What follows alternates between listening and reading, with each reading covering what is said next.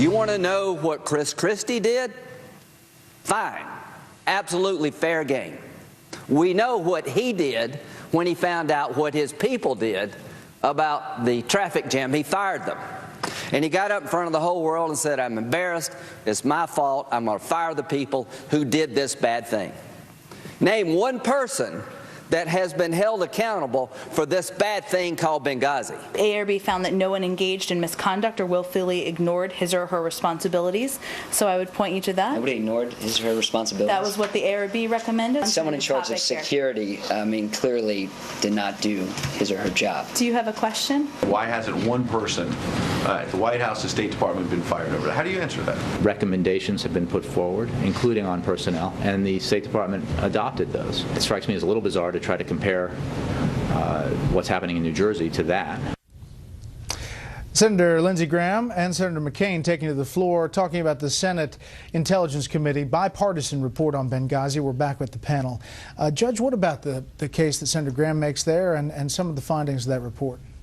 I think that the report asks more questions than it answers. It doesn't tell us why it happened.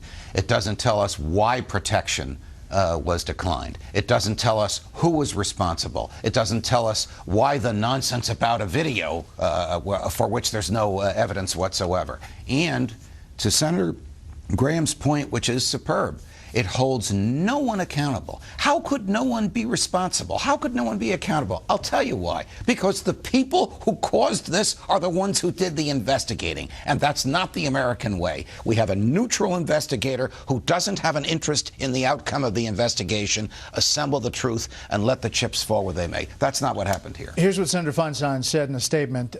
Quote, statements on the Senate floor this morning and some media reports about the Senate Intelligence Committee's bipartisan report on the attack against our diplomatic mission and CIA annex in Benghazi, Libya, intimate that the report assigns culpability to former Secretary of State Hillary Clinton for the tragedy. This is patently false. The report, approved on a bipartisan basis, says no such thing. As a matter of fact, Secretary Clinton is not mentioned a single time in the 58-page bipartisan section of our Benghazi report. I regret that the additional views of the report, adopted solely by 6 members of the Republican minority, unfairly criticizes Secretary Clinton. What about that, A.B.? Well, I think it does point to culpability on her part. I disagree with the judge. I think it's a very tough report on the administration, members of the administration who the report says flat out mischaracterized the situation, offered conflicting accounts of what happened on the ground, and says these attacks were preventable, that the security situation was woefully inadequate, and they likely could have been prevented if the security was adequate.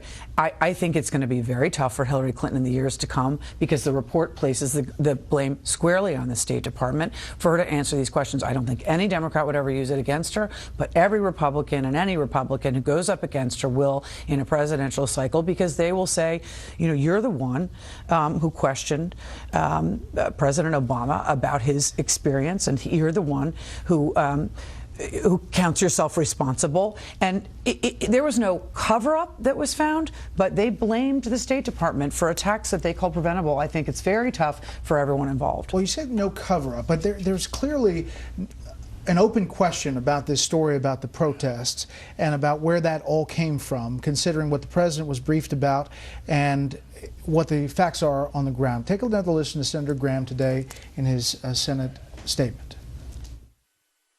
Despite these clear warning signs, the State Department was unprepared.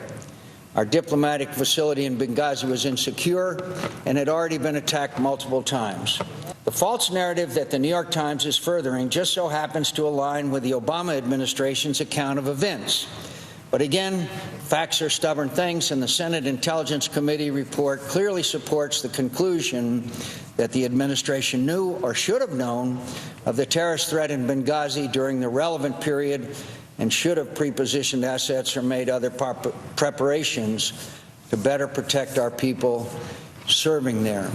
I talked to the deputy director of the FBI, who is now retired. He said not one person interviewed by the FBI in Germany ever said there was a protest. All of them said it was a terrorist attack. So how could the FBI have interviews from every person on the ground in Benghazi who worked for the State Department saying there was no protest, it was a terrorist attack, and that not get into the system? Did the FBI just sit on those interviews? Who did they give those interviews to?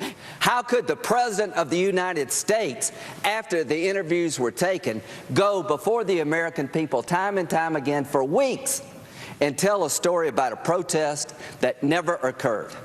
Ladies and gentlemen, this may not be a big deal to you, but it's a hell of a big deal to me. Okay, Charles. And knowing that it wasn't a protest from the first few minutes, because as Fox reported earlier in the week, from the released interviews, the president met with the chairman of the Joint Chiefs, with the defense minister, the defense secretary, who had heard immediately that it was a terror attack and not a protest.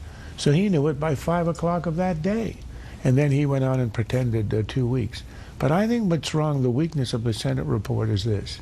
It blames buildings, the State Department, it blames the CIA, it blames the military, these bureaucracies. In the end, nobody is, no individual, no human has been held accountable. And on either side of the attack. Remember how the president solemnly said, make no mistake, those who did this will be held accountable. Nobody has been arrested. In fact, on the contrary, 15 people in Libya who cooperated with us are now dead. Yes or no? They've been held accountable. Yes or no? An issue in 2016 or not? Yes. Oh, yeah. Definitely. That's it for the panel.